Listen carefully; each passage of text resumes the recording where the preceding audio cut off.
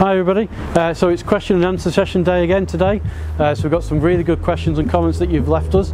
We're going to get through those and try and give you the answers you're all looking for.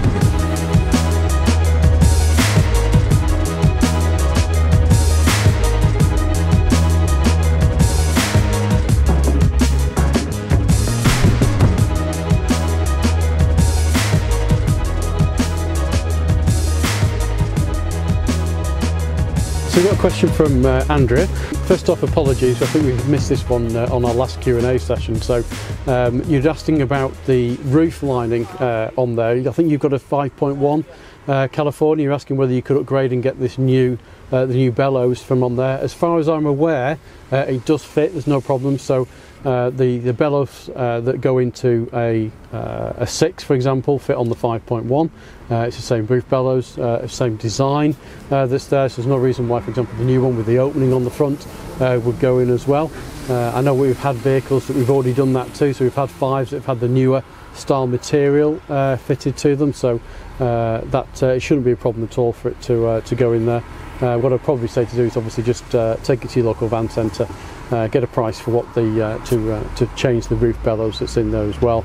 We've had a question reference the DSG gearbox that's come in that said about P mode isn't really P mode. Yes, you're right. P mode in a traditional automatic gearbox, the way an automatic gearbox works, basically P is for park. It locks the actual transmission effectively, so the vehicle can't move, go backwards or forwards or from on there. Now with the DSG gearbox, it does that electronically, so it is slightly different in the fact that that's why I think somebody mentioned in the chocks video I think that we did a little while ago that obviously you need to be a little bit careful, because when you take the handbrake off to say turn the seat around or something like that, you can get a bit of movement then rolling backwards and forwards. And I would certainly say whether you're driving a traditional auto or normal auto, I think the question was about the handbrake use. Personally, regardless of what autos you got, you should use the handbrake, because your handbrake is your safety line, if you like, for the vehicle. That's what stops the vehicle moving backwards and forwards, regardless of what type of auto box you've got. Personally, I think you should always use your handbrake anyway. So, kind of answers the question, but you are right. They are different. And as we've explained in our gearbox, so if you've seen the one when we talked you through the DSG gearbox, and I've said before, it is very much a manual gearbox with electronics on is the easiest way to kind of explain how that actually works. So without getting too technical, but the way in which it transfers the power is different. Jeanette had asked about service in the vehicle when it comes in for service. He asked whether the gas pipes are checked when it comes in for service. They're not part of a routine service on a California, and the reason mainly for that is that the technicians that work at all the garages are not gas certified, so they can't actually check the gas pressures within the piping system. It's a little bit different on, say, a California, for example, because bearing in mind that your gas supply is not a sealed gas supply, and by that I mean that you've not got a permanent gas supply into the vehicle. Obviously you've got your gas bottles, which you would turn off, disconnect, etc. That's from there, and you've not got a permanent feed. The motorhome, for example, some motorhomes have gas tanks that are actually in the vehicle, and they're a little bit different as well from in there. So the gas pipes themselves are not something that's checked. They're not checked for pressure or anything like that. Obviously, if you thought there was a problem that was with the gas pipes, we would then get somebody qualified in gas to come in and actually do a test on the vehicle if it should require it. You also mentioned about habitation as well, habitation checks on the vehicle. We don't do any habitation checks on the vehicle. I'll be honest, I'm not 100% up on what requirements are for habitation. I know from previous experience with motorhomes and camper vans and things like that, habitation checks, generally speaking, from my perspective from in here, is more to do with things like that a coach built and that a caravan's built. So obviously something like the California, for example, or the California Grand, it's obviously based off a closed body, which is what they call them. So it's a complete vehicle, which has then obviously had things removed and things added from in there. And your habitation checks a lot of the time comes into things like caravans, motorhomes, which are using a chassis. So to give you an idea how that works, So with, for example, our chassis, you just get the cab and then the rear wheels out and there's nothing on the back of it at all. And then the converter will come and put those things then on the back, and it's a check for things like you've not got damp coming in and such like, things like that, which is a little bit different issue on something like this, for example, because obviously it's the vehicle and you wouldn't expect to have those type of problems within the vehicle as well. So that's my understanding. That's why we don't do habitation checks. We don't do habitation checks here. I'm sure you could take it and have a habitation check done, and I'll be honest, I don't know. It'd be interesting if any of you know what the requirements are for habitation checks. If there's a requirement, it might be an insurance requirement, I don't know. I'll be honest, so that side of things I don't know, because obviously we don't sell the coach built versions, so we don't really get too involved in that. John, you've asked about whether you can get your mirrors to fold up when you lock your vehicle. You can do that. It's all done off the dash, and we'll show you how to do that now. So from the menu system, you go into vehicle and then settings, and then you've got mirrors and wipers, and you can have ticked folding when locking, and obviously then they would automatically fold up. There is a few other options like that as well. You've also got in there, for example, opening and closing, so you can have all the doors unlocking, and you can also lock automatically when driving. Sue's asked about gas bottle sizes. The Ocean and the Coast that we're in now, it's a camping gas bottle. It's a 907.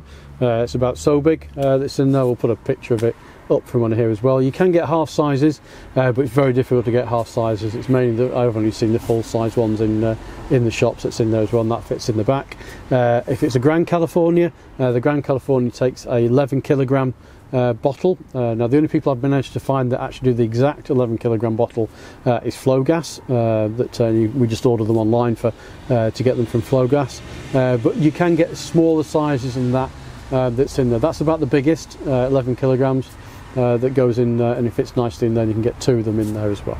So I've had a good question about the roof mechanism and to do with weights and a roof box on top of the roof. So the weight limit on the roof is 50 kilograms, which is pretty much what most boxes, if you look at a roof box for example, the weight limit on most roof boxes is about 50 kg. But obviously you have to also factor in obviously the actual bars as well, that's in there as well. But I think the question was also really related as well as about the roof actually going up and down from on there as well. So I'll be honest, I don't have the exact information. There isn't any guidance on apart from to say that the roof has a maximum weight limit of 50 kg. My advice would be if you've got 50 kg on your roof, I wouldn't be up and downing your roof mechanism that's on there as well, because that's quite a lot of weight that's in there, 50 kilograms that's on your board. Things like surfboards and stuff like that you'd probably be all right with. A roof box that's empty, again, you know, you'd be okay moving that up and down. And in the meantime, I will try and see whether I can get a definitive answer from Volkswagen product. We had a question coming from Chris, and I think other people have actually put some more comments as well on there as well regarding the leisure batteries on a California Grand. So the original question was, could you fit an additional leisure battery to the California Grand? Obviously, after you purchase your vehicle and it's gone, obviously you can do whatever you like to the vehicle. In that sense, it's your vehicle to go from in there. I've had a couple of people who have fitted additional leisure batteries, and they tend to put them in the we'll call it like the electronics cupboard, which is where all your electrical cables are and things like that, and then get it mounted in there. I'd definitely get it mounted get a professional to put it in. I think a lot of your questions were around the warranty side of those. So generally speaking, if you're fitting an additional battery or additional leisure battery that's in there, all that you would be doing as far as the vehicle is concerned, I'm assuming you're fitting that additional battery to run something like an inverter or something like that that you're doing for. So you'd only be connecting it to the vehicle to charge it, I'm assuming, from there. So you're not really affecting the warranty side of vehicles with the vehicle. Obviously the charger, bit of a question mark over the charger, because the way the warranty works is it's anything that you affect. So it's only that section of the vehicle. So I suppose, for example, you could say you might be affecting the charger that's coming through on the vehicle, or if it's charging from the alternator or something like that. But having an additional battery on, I wouldn't really necessarily assume that it would do. But I'd definitely get professional advice from somebody who works on electrics as far as if you're going to put an additional battery in. I know people have asked me in the past about whether you can change the leisure battery under the bonnet on a California Grand, and I'm sure that's something you can do. But again, you need to be very, very careful, because obviously the batteries are particularly specified for that vehicle. And I know as far as Volkswagen are concerned, where they'll be saying, well, that's the battery that the vehicle comes with. and that's what should be involved. So I would think if you're doing it, to put it on to run something completely separate. So for example, if you haven't got solar and you want to put solar on and you want it to charge that battery, and you're going to use that battery for an inverter, you're really not doing anything that involves changing the characteristics of the vehicle too much from there. But say for example changing the engine leisure battery, the one that's standard with the vehicle, obviously that's a little bit more in depth. I hope that kind of helps. It's a bit of a grey area on what is involved and what isn't involved as far as the batteries are concerned on there. We are getting a lot of questions that's on there at the moment, but if I get some more information I'll try and get that to you. Hope you found today's Q&A session really helpful. As always, keep bringing those comments in. We'll keep doing the Q&A sessions as well, because there's lots of great information and great questions you're asking, so please keep that continuing as well. So as always, give us a thumbs up, give us a like please. If you don't subscribe, and we'll see you next time.